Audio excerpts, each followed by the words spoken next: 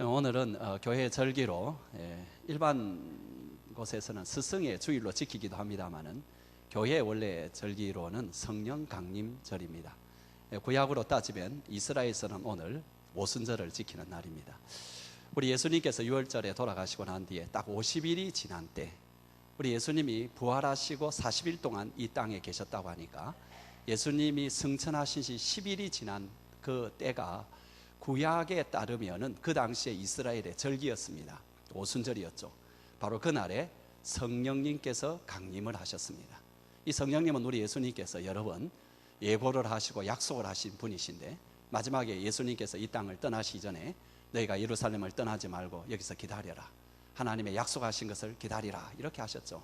그래서 이제 그 약속하신 대로 성령님이 오셨는데 성령님은 하나님이십니다. 그래서 우리가 그분을 부를 때 성령님 혹은 성령 하나님이라 부릅니다. 성령님은 눈에 보이진 않습니다. 왜냐하니까 영이시니까. 그렇지만 실제 하시는 분이십니다. 성경에 보면은 그분을 우리에게 이렇게 알려줄 때에, 가르쳐 줄 때에 여러 가지 이미지를 많이 사용했습니다. 특별히 성령님에 대한 이미지는 많이 사용되었는데 그것은 아마 그 성령님께서 우리에게 하시는 일이 무엇인가를 보여주기 위한 것 같습니다. 예를 들면은 불과 같은 성령, 또는 오늘 주제가 됩니다만은 물과 같은 성령, 비둘기 같은 성령, 새벽 이슬처럼 내리는 성령, 이런 어떤 하나의 이미지, 하나의 그 어떤 자연에 있는 것을 가지고 와서 성령님은 이런 분이다 이렇게 나와 있습니다.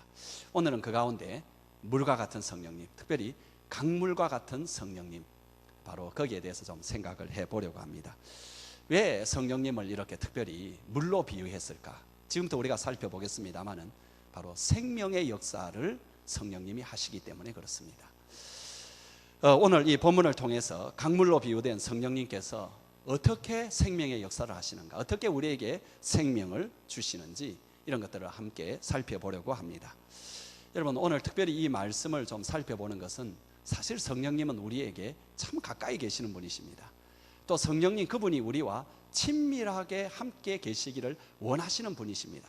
근데 의외로 우리가 그 성령님과 가까이 친밀하게 지내지 못하기 때문에 우리의 삶에 많은 문제가 생기고 하나님께서 우리에게 무엇보다도 주시고 싶은 풍성한 삶을 우리가 누리지 못하고 있습니다. 그래서 오늘 이 말씀을 통해서 참 우리와 친밀하게 가까이 계시는 그 하나님, 그 성령 하나님과 어떻게 우리가 친밀하게 가까워지고 또 그분과의 관계를 유지할 것인가, 바로 이런 마음의 소원을 가지고 이 말씀을 살펴보려고 합니다. 에스겔서는 우리가 잘 살펴보지 않은 성경이죠. 아마 에스겔서를 가지고 제가 설교하기도 지금 처음인 것 같은데요. 이 에스겔서는 상당히 긴 선지서 중에 하나인데 이 글을 쓴 배경은 이스라엘 백성들이 지금 노예의 삶을 살고 있는 암울한 현실입니다. 그 가운데서 왜 우리에게, 하나님의 백성인 우리에게 이런 일이 일어났는가 하는 것을 분석하는데 이유는 간단하게 말하면 죄죠. 하나님을 떠나고 하나님을 버리고 더불어서 하나님을 버리니까 이웃에게 악을 행하고 그렇게 한 그 죄 때문이라는 것과 또 그 다음에는 그러나 하나님께서 우리를 그냥 이곳에 내버려 두시는 것이 아니라 미래에 좋은 일을 주님께서 보여주시고 이끌어 주실 것이다 라는 소망의 내용이 나와 있습니다. 그 가운데 여러분, 우리가 읽고 있는 47장은 40장부터 48장 사이에 있는 내용으로서 40장부터 48장은 미래의 그날이 오면, 그날은 메시아가 오시는 날입니다. 그 메시아가 오시는 그날이 되면은 이루어질 메시아 나라의 영광스러운 모습을 보여주는 그런 내용입니다. 얼마나 그날이 오면은 위대한 일이 벌어지게 될 것인가. 그 가운데 47장의 내용은 메시아 왕국의 영토를 말하고 있습니다. 메시아 왕국이 있을 때의 그 영토, 그 땅이 어떻게 될 것인가, 어떤 거룩한 땅이 될 것인가를 설명을 하는데 그 가운데 오늘 우리가 읽었던 이 내용은 여러분 마치 창세기를 읽는 것 같고 요한계시록을 읽는 것 같은 느낌이 듭니다. 창세기 처음에 보면은 하나님께서 에덴 동산을 만들어서 그곳에 네 강이 흐르게 함으로써 모든 아름다운 생물들, 식물들이 자라고 생물들이 거기에 거하게 하는 그런 말씀이 나오는데 바로 지금 여기에 있는 예루살렘의 모습이 바로 그와 같게 될 것이다. 그리고 요한계시록 22장, 그러니까 창세기 여러분 3장 2장입니까? 그러면 성경 제일 첫 장이 되겠죠. 그죠? 제일 첫 장이고 성경 제일 마지막 장인 요한계시록 22장에 보게 되면은 새 하늘과 새 땅 가운데 임하는 예루살렘의 모습이 나오는데, 우리가 나중에 그 구절을 한번 인용할지 모르겠습니다만은 그 모습이 참 흡사합니다. 그래서 성경 처음과 성경 마지막에 지금 나와 있는 그 중간에 있는 에스겔서에서 참 보여주는 그 하나님의 나라, 그것을 우리에게 보여주고 있는데, 그 가운데 이제 우리가 좀 오늘 집중하고 싶은 것은 무엇보다도 성전에서 흘러내리는 물입니다. 이 물이 뭐냐? 많은 성경학자들은 두 가지로 해석을 합니다. 하나는 바로 예수 그리스도로 말미암아 출발된 복음의 물이다. 온 세상에 복음이 퍼져갈 때에 이 세상이 어떻게 변한지를 보여주는 바로 그런 모습이다. 그렇게 이야기를 많이 하고, 또 한 가지는 뭐냐니까 그 복음과 함께 온 세상에 흘러 퍼질 성령님이시다라는 것입니다.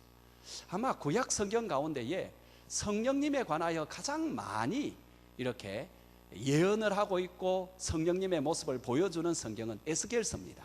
에스겔서에 루아흐, 곧 영, 거룩한 영, 이 성령님에 관한 이야기가 굉장히 많이 나옵니다. 아마 이것도 그 연장선 가운데서 예루살렘으로부터 시작되는 오순절에 임한 그 성령님, 그분께서 흘러나가게 될 때에 어떤 모습으로 이 세상은 변화가 될 것인가 하는 것을 보여주는 말씀입니다. 저는 오늘 이 말씀을 다른 것에 초점 두지 아니하고, 오늘 여기에 흘러내리는 이 물은 복음도 될 수 있지만은 바로 성령님이라고 저는 그렇게 규정을 하고요.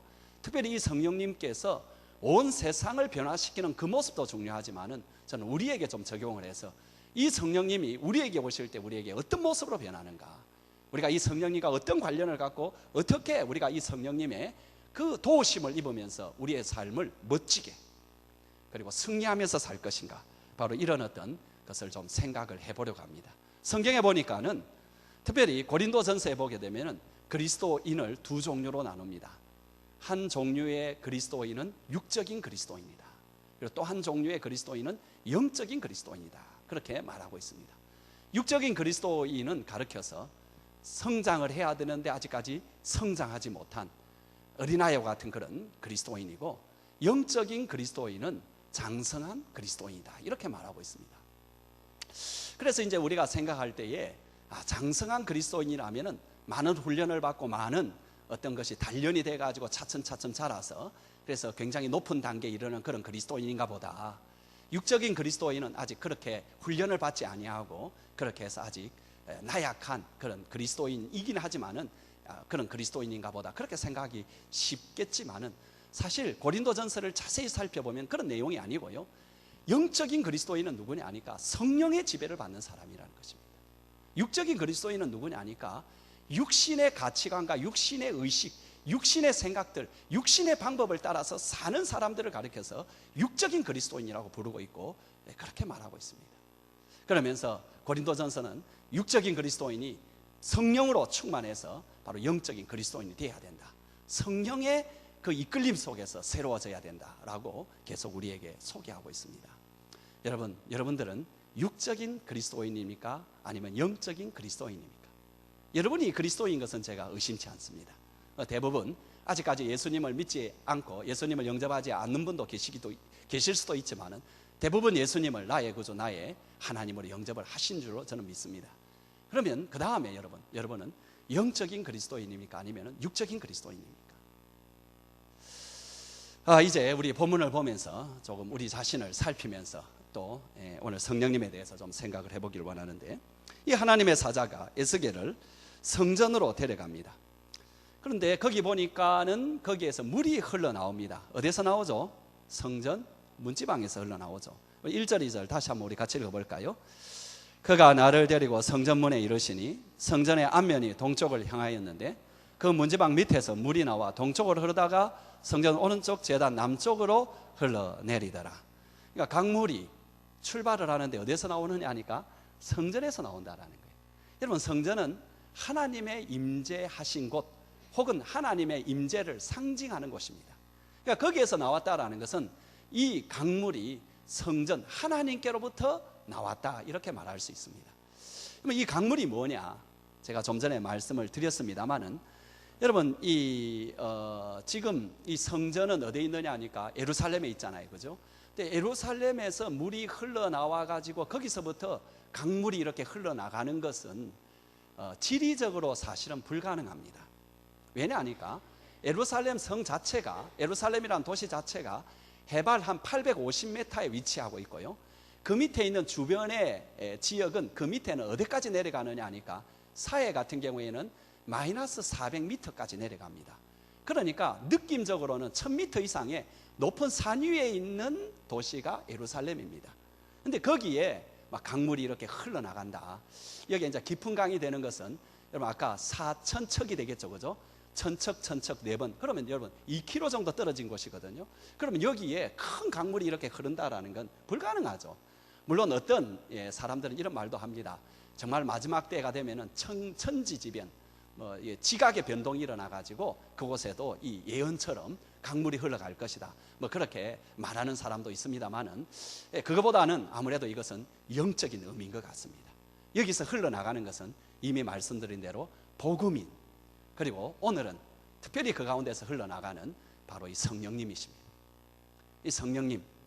그러면 여러분, 이 성령님은 어디서부터 나오느냐 하니까 하나님께로부터 나온다는 것입니다. 그것도 특별히 삼위 하나님 가운데서 성자 하나님으로부터 또 나오신다고 말하고 있습니다. 여러분, 성전은 신약에서 보면은 예수님 당신을 가리킵니다. 요한복음 3장 21절 우리 한번 같이 읽어볼까요?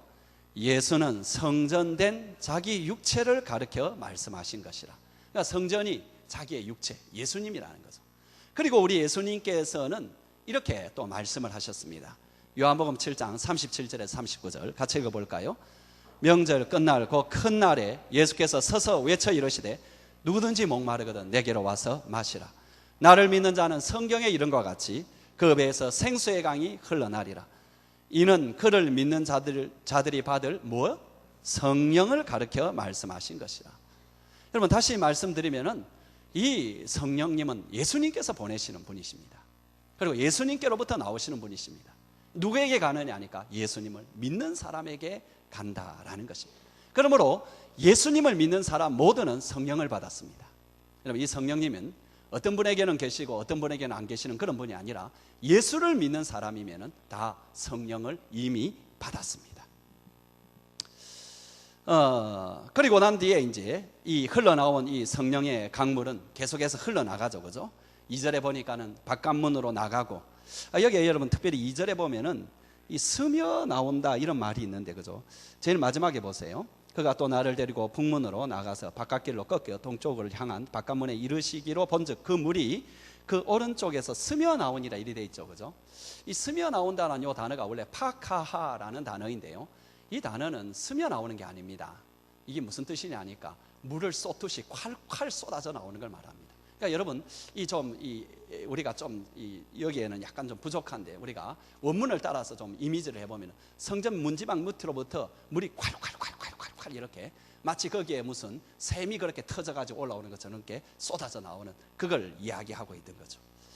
그리고 이제 이 물은 가면 갈수록 희한하게 더 점점 어디서 물이 더 불었는지 모르지만 어쨌든 그 물은 점점 커가지고 이제는 시내를 이루고 좀 더 가서는 강을 이루고 더 가서는 그게 쫙 흘러가지고 저 바다에까지 완전히 이르는 그 모습, 다시 말하면 물이 가면 갈수록 창일해지는 모습을 보이게 되는 거죠. 여러분, 3절에서 5절 성경에 우리 그 모습 이미 읽었지만은 한 번 더 읽어보겠습니다. 시작. 그 사람이 손에 줄을 잡고 동쪽으로 나아가며 천척은 여러분 500m라 생각하면 됩니다. 550m라는 경우도 있고 히브리 사람의 개념으로는 450m라는 개념도 있습니다. 그래서 우리 500m로 생각합시다. 계속 읽겠습니다. 천척을 측량한 후에 내게 그 물을 건너게 하시니 물이 발목에 오르더니 다시 천척을 측량하고 내게 물을 건너게 하시니 물이 무릎에 오르고 다시 천척을 측량하고 내게 물을 건너게 하시니 물이 허리에 오르고 다시 천척을 측량하시니 물이 내가 건너지 못할 강이 된지라. 그 물이 가득하여 헤엄칠 만한 물이요 사람이 능히 건너지 못할 강이더라. 그러니까 여러분, 여기에 결론적으로는 이게 점점 커져서 사람이 능히 건너지 못할 강으로 돼가지고 그 강이 세차게 흘러서 나중에 나옵니다만은 저 사해까지 흘러가는 그 어떤 지금 환상이 그에게 보여지고 있다라는 거죠. 여러분, 여기에 이 강물이 얼마나 불었느냐 하니까 사람이 이제는 건너지 못하고 헤엄쳐 가게 되었다라는 거예요. 여러분, 걸어서는 못 가고 헤엄쳐 가게 되었다, 그 정도 되었다라는 것은 더 이상 내 힘으로 어떻게 하는 것이 아니고 강물의 힘에 나를 맡길 수밖에 없는, 그러니까 내 힘을 압도하는 강물의 어떤 힘을 지금 우리에게 보여주고 있다라는 것입니다. 그러니까 더 이상 걸을 수가 없고 그 강물에 나를 맡기고 그리고 헤엄을 친다라는 거예요. 여러분, 이런 상태가 될 것이다. 여러분, 이것이 제가 볼 때는 성경에서 우리에게 자주자주 명령하고 요구하고 간절히 바라는 성령 충만의 상태라고 저는 생각합니다. 성령 충만의 상태는 뭐냐? 더 이상 내 힘으로 어떻게 하지 아니하고 더 할 수도 없고 이 성령님에 맡기고 그 의지대로 움직이는 것, 바로 이것이 성령 충만한 상태다. 여러분, 이렇게 우리가 좀 생각할 수가 있습니다. 여러분, 수영할 때를 한번 생각해 보십시오. 처음에 여러분 물이 이렇게 얕을 때에는 그냥 우리가 그냥 약간의 물이 다니면은 맨 땅보다는 좀 힘들지만은 그래도 우리 힘으로 이렇게 다닙니다. 그러나 물이 이렇게 발목에 오다가 나중에 이렇게 허리춤에 이리 올 때에는 걸어 다니는 것이, 내 힘으로 어떻게 움직이는 것이 그렇게 쉽지가 않습니다. 그러다가 이제 물이 점점 불어서 요만큼 이렇게 오르면은 그 다음에는 우리에게 가장 좋은 건 뭐냐 하니까 물의 힘에다가 내 자신을 그냥 맡겨버리면 됩니다. 그럼 물의 힘에 의해서 내 자신은 그냥 떠 있고, 그리고 거기에서 내가 이렇게 수영을 하면 되는 것입니다. 이 물의 힘에 내 자신을 맡기는 것, 성령의 강물에 내 힘을 맡기는 것, 내 자신을 맡기는 것, 성령님께 내 몸을 맡기는 것, 여러분, 이것이 성령 충만입니다.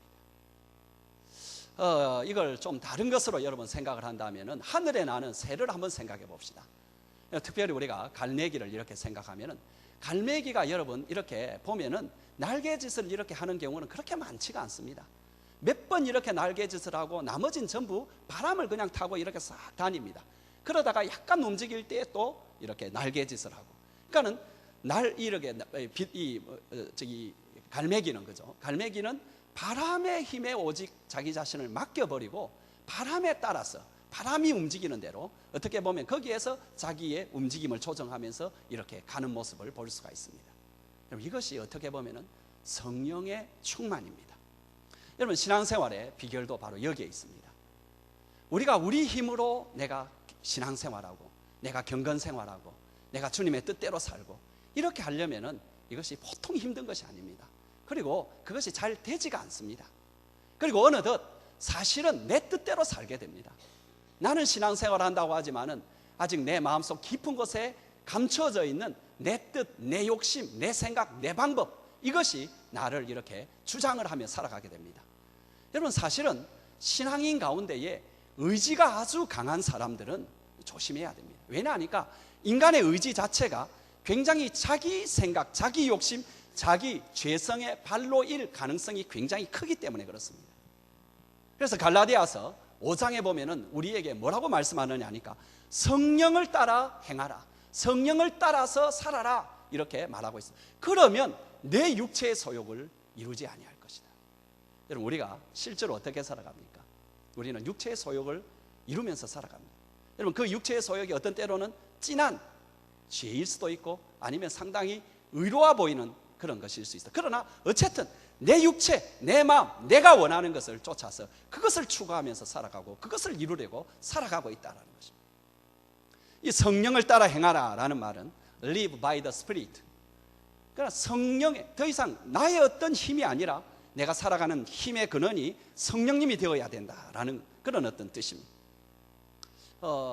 이 이제 물이 여러분 우리에게 발목과 무릎과 허리에 올 때 우리가 강하게 이렇게 저항을 이렇게 하게 되잖아요, 그죠? 막 안 넘어지려고 그렇게 저항을 하잖아요. 분명히 우리가 예수님을 믿을 때 성령님께서는 우리 속에 오십니다. 우리에게 내주하십니다. 떠나지 않습니다. 그러나 여전히 우리가 거기에 저항을 합니다. 우리가 그 성령님께 우리 자신을 맡기지를 않습니다. 물이 더 차서 우리 몸을 완전히 성령님께 이렇게 맡겨버리게 되는 그것이 성령 충만인데, 바로 그렇게 될 때에 우리는 진짜 신앙생활을 시작할 수 있다는 것입니다. 이 말이 도대체 무슨 말인지 하나도 모르는 사람이 있을 거고, 약간 감이 오는 사람이 있을 것이고, 어떤 사람은 이 속에 갈등하는 사람이 있을 것이고, 어떤 사람은 참 그게 맞다라고 이렇게 인정할 사람이 있을 것입니다. 그러나 이런 세계가 있습니다. 그리고 성경은 바로 그렇게 성령에 충만하라고 말하고 있습니다. 또 한 가지 우리가 참 이해하기 너무 힘들기 때문에 또 성경에서 가르쳐주는 성령의 충만을 이렇게 말하고 있습니다. 술 취하지 말라, 이는 방탕한 것이니 오직 성령의 충만을 받으라. 여러분, 여기에 성령의 충만의 개념의 반대 개념으로 술 취하지 말라, 세상에 제일 나쁜 것이 술 취하는 것이고 세상에 제일 좋은 것이 성령 취하는 것이다, 그런 뜻으로 술 취하는 것을 배치한 것이 아닙니다. 여기는 그것이 아니라 성령의 충만이 무엇인가를 보여주기 위해서 술 취한 것을 이야기하고 있습니다. 술 취하는 건 뭡니까? 술이 나에게 강한 영향력을 발휘하기 시작하는 거죠. 술이 나에게 강하게 간섭하기 시작하는 거예요. 이런 말이 있잖아요. 처음에는 사람이 술을 마신다, 나중에 뭐라고 말합니까? 술이 술을 마신다. 어찌 잘 아세요? 세 번째는 뭡니까? 술이 사람을 마신다. 그 말이 뭡니까? 술의 기운이 사람을 이렇게 굉장히 강하게 지배하고 이끌어간다라는 것이죠. 성령님이 우리 속에서 그렇게 강하게 지배하고 이끌어 가시는 그것이 있다는 거죠. 더 이상 내가 살려고 할 때 내 뜻대로 살지 아니야. 그래서 여러분, 성령 충만의 형태는 어디서 나타나야 되느냐 하니까 우리가 살아가고 있는 삶의 현장에서 나타나야 됩니다. 사람이 성령 충만을 받았다고 해서 오늘날 갑자기 나는 내 하던 직업을 버리고 뭐 다른 일을 한다, 그래서 나는 주님께 새롭게 헌신한다, 이렇게 하면은 그건 잘못된 것이죠. 뭐 그럴 수도 있겠죠, 특별한 경우에 있어서는.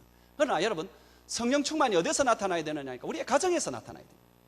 우리의 직장에서 나타나야 되고 교회에서 나타나야 됩니다. 왜요? 이 세 곳이 우리가 살아가는 곳이니까. 우리가 살아가는 곳이 어디입니까? 직장에서 대부분의 시간 보내고, 가정에서 시간 보내고, 나머지 교회에서 보내고, 나머지 몇몇 모임들이 있습니다만 그것은 전부 다 가정과 직장과 교회의 연장선에 있는 모임들입니다. 여기에서 여러분 성령 충만을 받아야 돼요. 여기에서 성령님이 우리 속에 뭔가 이끄시는 그곳으로 가야 된다. 성령님이 우리 마음속에 역사하시고 우리에게 지배하시는 그대로 살아가야 된다. 그것을 성경은 우리에게 이야기하고 있다. 그러면 어떤 역사가 일어나는지 아세요? 제일 먼저는 여러분, 여기에 그 역사, 그 성령이 충만할 때 일어나는 놀라운 역사를 지금 강물이 가는 곳을 에스겔을 이제 강에서 이렇게 빠져나오게 해서 그를 이제 강물이 이르는 곳마다 이렇게 보여주죠. 거기에 일어나는 모든 역사들이 바로 이런 지금 성령께서 충만할 때 우리에게 일어나는 역사를 말하고 있다. 첫 번째는 어떤 역사냐니까 생명의 역사가 일어난다는 거죠. 생명의 역사. 자, 여러분 7절 한번 같이 읽어보겠습니다. 시작. 내가 돌아가니 강 좌우편에 나무가 심히 많더라. 이런 강물이 흘러가는 곳곳마다 여러분 새로운 어떤 나무들이 이렇게 자라나고 거기에 생명의 역사가 일어나고 나무가 무성해졌습니다. 10절을 같이 읽어볼까요? 시작. 또 이 강가에 어부가 설 것이니 엔게디에서부터 에네글라인까지 그물 치는 것이 될 것이다. 그 고기가 각기 종류를 따라서 큰 바다의 고기같이 심히 많게 될 것이다.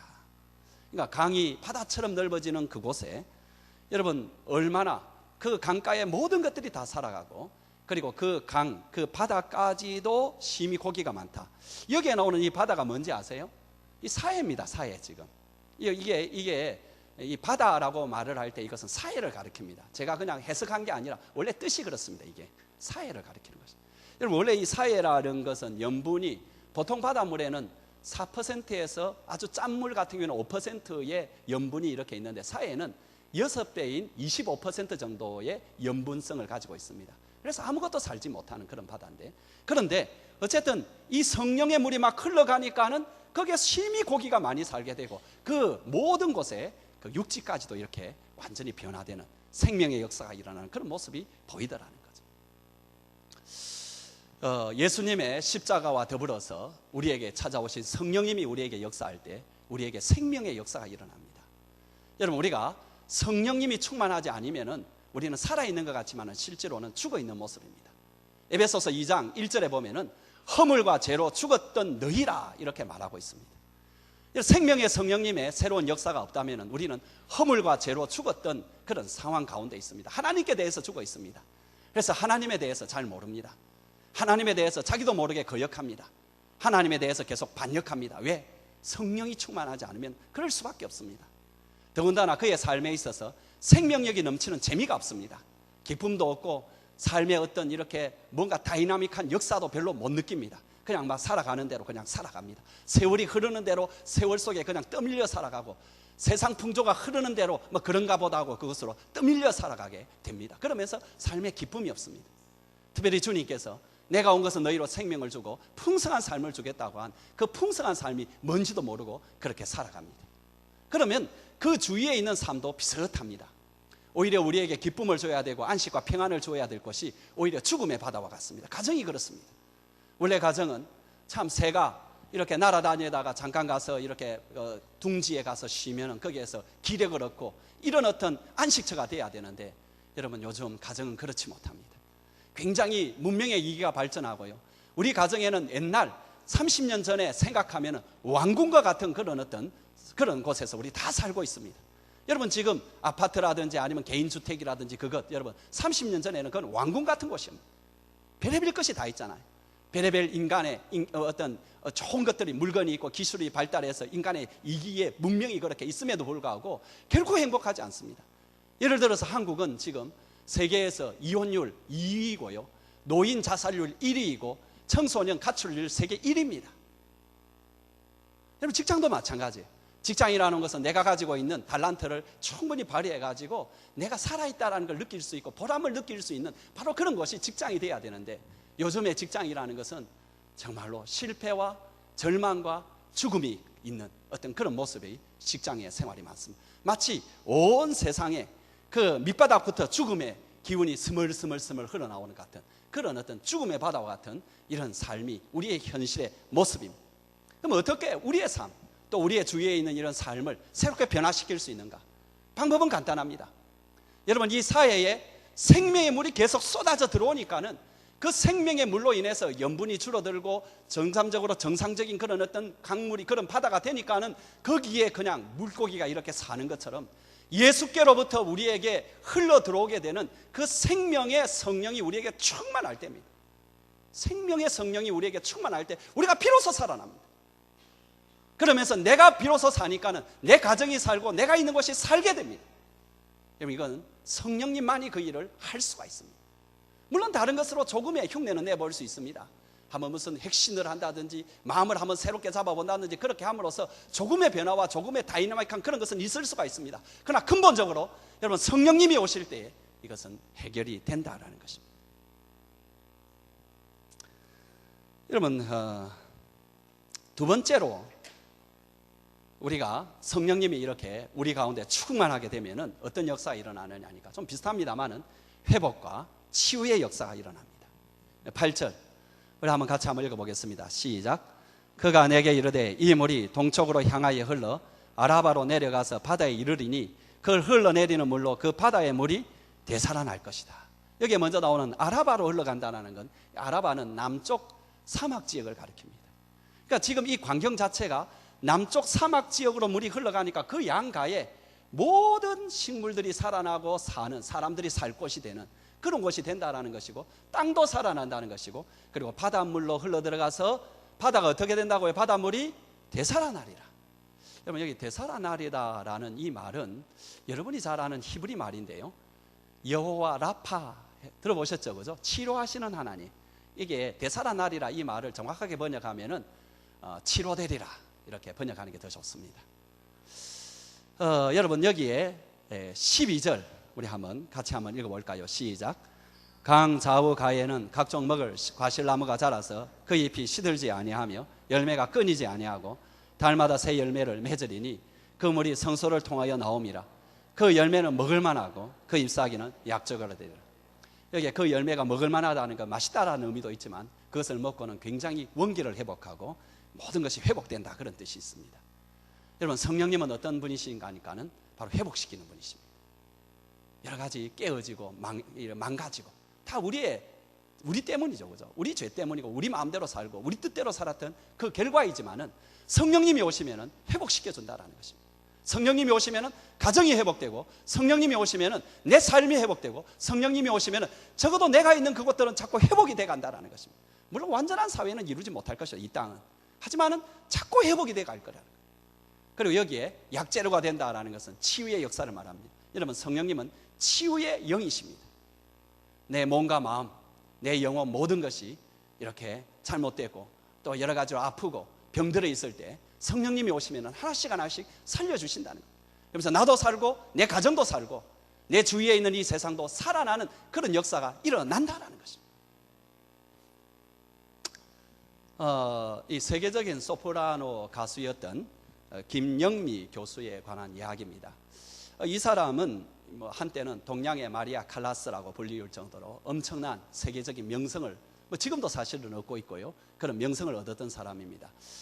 이분은 이태리에서 수많은 콩쿠르에서 1등을 하고요, 그리고 미국으로 건너가서 또 역시 많은 콩쿠르에서 1등을 하면서 세계적인 그런 소프라노 가수로 이렇게 등장을 해서 여러분 잘 아는 파바로티와 상당히 많은 그런 어떤 상대 역을 했던 그런 사람입니다.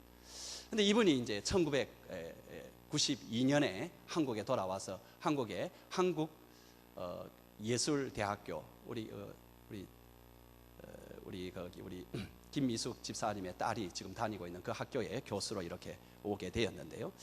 그래서 이제 와서 이제 활동을 하는 가운데에 한 2년 동안에 이제 이에게 큰 어려움이 닥쳐왔습니다. 뭐냐니까 우울증하고 극도의 신경쇠약으로 인해서 노래도 전혀 못하고 정말로 고통스럽게 그렇게 세월을 보낸 적이 있습니다. 그 출발은 뭐가 시작이 됐느냐 하니까 자기 어머니의 죽음이었습니다. 어머니가 죽고 난 뒤에 거기에 대한 충격이 슬픔도 슬픔이었지만 이 여자에게 한꺼번에 다가온 것은 인생이 너무나 허무하다는 겁니다. 참 인생이 그렇게 화려한 것 같지만은 알고 보니까 죽음으로 끝나는 그런 어떤 것 가운데에서 자신의 화려한 어떤 모습들도 아무런 가치가 없어 보이고 아무런 의미가 없어 보이고 그러면서 이런저런 여러 가지 이유로 인해서 계속해서 몸도 마음도 영혼도 굉장히 힘든 상황 가운데 있었습니다. 그런 가운데 자기 생각에 내가 이대로 있다가는 참 죽겠다. 더 이상 내가 그냥 살아나지를 못하겠다. 그래서 그 이제 병든 마음, 몸을 이끌고 자기가 들었던 한 교회를 이렇게 그냥 찾아갔습니다. 근데 그 교회에서 마침 기도회를 하고 있었습니다. 그래서 그 기도회에 이렇게 참석을 하고요. 그러면서 그 기도에 계속 이렇게 참여를 계속 하는 중에 성령님이 그를 만지기 시작했습니다. 그리고 그는 예수님을 영접했고 드디어 성령님께서 처음에 그의 이야기는 그렇습니다. 자기 마음속에 그 기도에 참석하고 나는데 조그마한 어떤 빛 같은 게 자기 마음속에 들어오더라는 것입니다. 그 어떤 평안 이런 것들이 자기 마음속에 들어왔는데 자꾸 이 하나님 앞에 나아가서 기도하면서 자기 자신을 내려놓고 그리고 그 성령님께서 자기를 만지기 시작하니까는 그 빛이 점점 커지더라는 것입니다.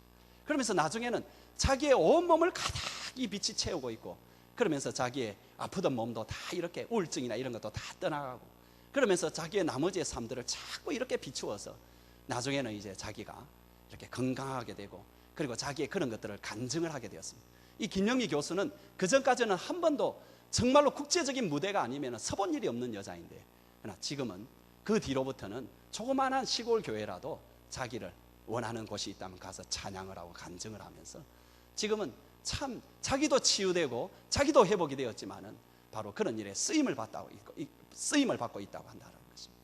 여러분 성령님이 오시면은 성령님께서 우리에게 치유해 주십니다. 우리를 회복시켜 주십니다. 그 성령님이 그러기 위해서 우리에게 오셨습니다. 문제는 뭐냐 하니까 우리에게 충만하지 않는 바로 이 문제 때문이거든요.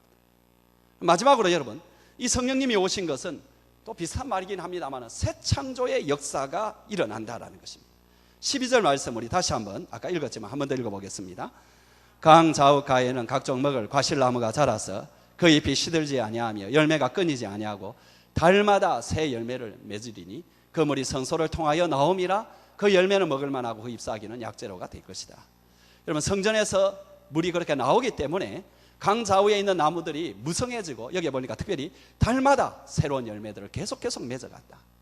새로운 창조의 역사, 새로운 변화의 역사 이런 것들이 성령님 안에 있으면 계속 일어난다라는 거죠. 우리 성령님은 원래 창조의 영이시며 새 창조의 어떤 중심을 이루는 그런 분이십니다.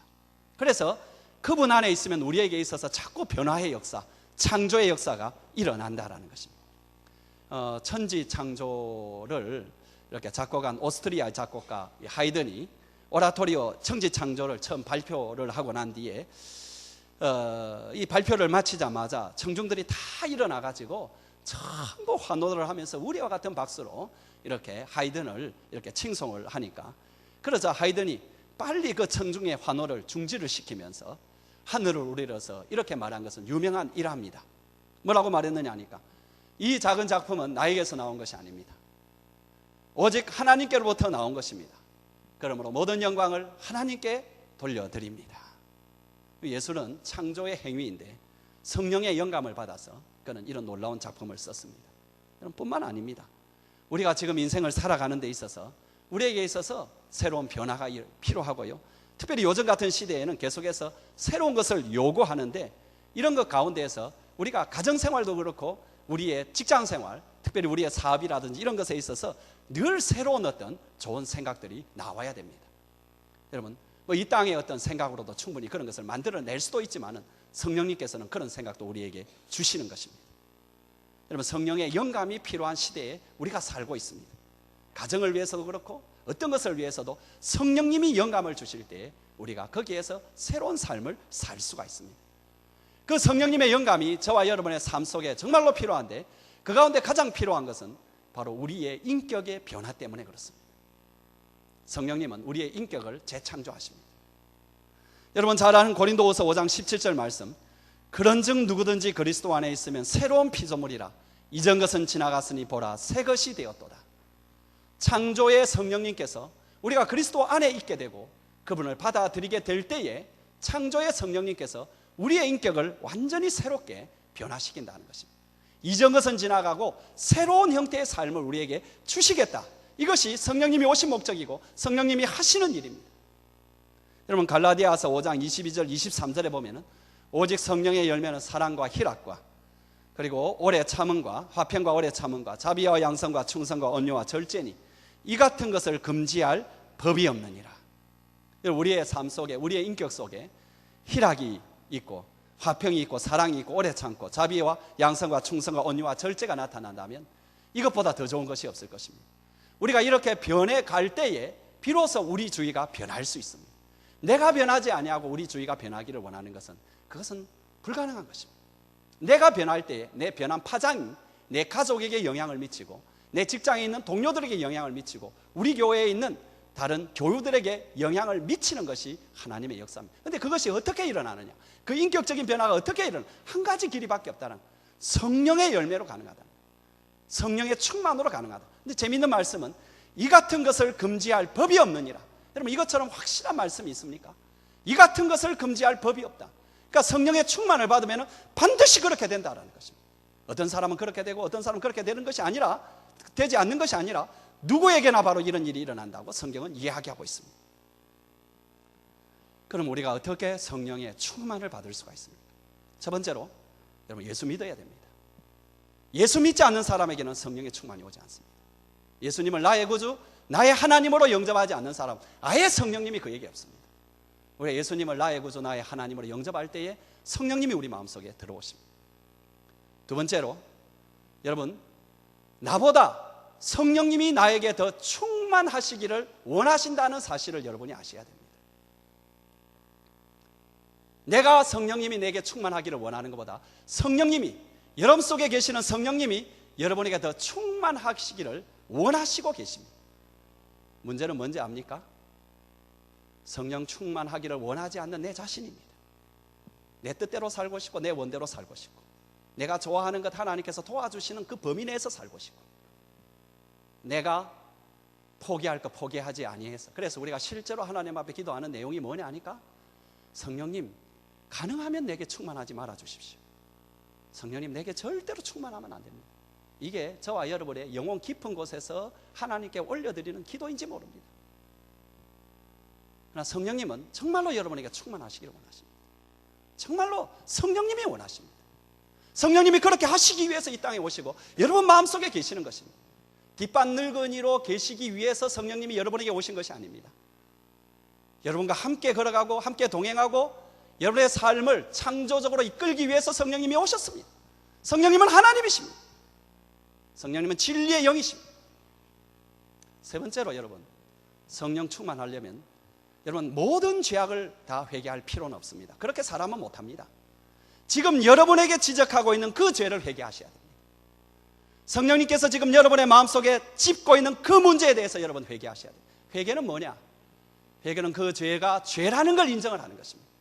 그게 죄라는 것, 자꾸 합리화하지 마시고 그게 죄라는 것을, 하나님께 어긋나게 행동하는 죄라는 걸 인정하고 버리는 것입니다. 간단합니다, 여러분. 네 번째로, 여러분 성령 충만을 정말로 원하시면 성령님이 여러분을 쓰시고자 하실 때에 하나님 쓰십시오라고 여러분 드리셔야 됩니다. 근데 여러분 그게 싫은 겁니다. 그게 싫은 겁니다, 여러분. 하나님이 여러분을 쓰시고자 하는 그 일에 여러분 자신을 드리기를 싫어하고 있습니다. 무슨 말인지 못 알아듣는 건 할 수 없고, 들을 귀가 있는 사람은 들으십시오. 다섯 번째, 기도하셔야 됩니다. 기도하셔야 돼요. 여러분 앞서 말한 내 죄에 대해서 참 마음 아파하고 힘들어하고 그것에 대해서 주님 내려놓겠습니다 역사가 기도하지 않는 사람에게 어떻게 일어나겠습니까? 방법이 없습니다. 여러분 이 정도는 하죠. 이 정도 뭐냐니까, 내가 그거 안 했으면 참 좋았을 걸, 후회된다. 여러분 그거는 가룟 유다도 한 회개고 가룟 유다도 한 후회입니다. 근데 정말로 그 죄에 대해서 내가 깊이 깨닫고 어떤 때는 눈물로 흘리면서 버리면서 그 역사는 기도할 때만 일어납니다. 어쩔 수가 없습니다. 또 한 가지, 여러분 주님이 나를 그곳에 쓴다면 내가 거기에 정말 드리겠습니다라는 고백이 언제 가능한지 아세요? 또 한 가지밖에 없습니다. 기도할 때입니다. 사람이 기도하지 않으면 절대로 이런 고백하지 않습니다. 말은 멍청하게 지나가죠. 말 그대로 멍청한 거죠. 그냥 막 지나가는 거죠. 세월 지나가는 거죠.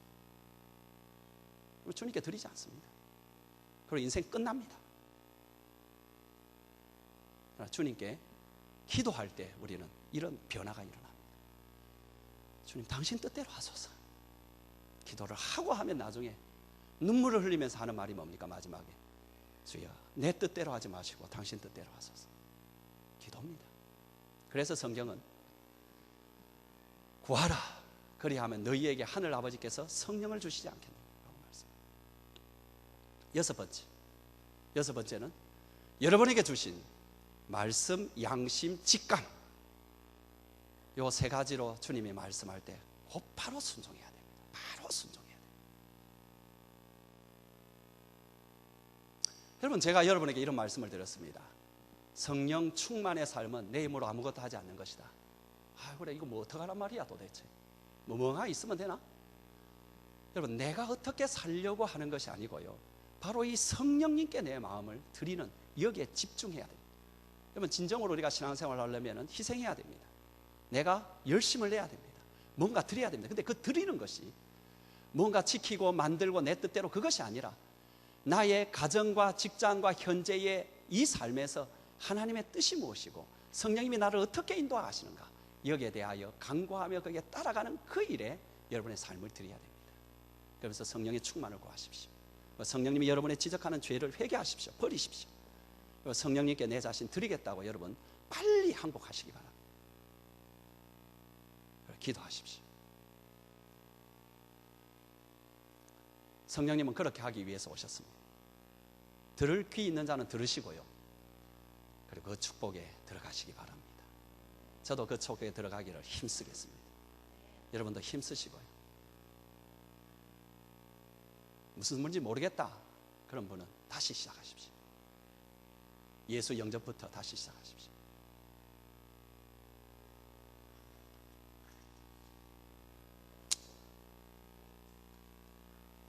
성령 충만한 여러분 되시길 주의 이름으로 축원합니다.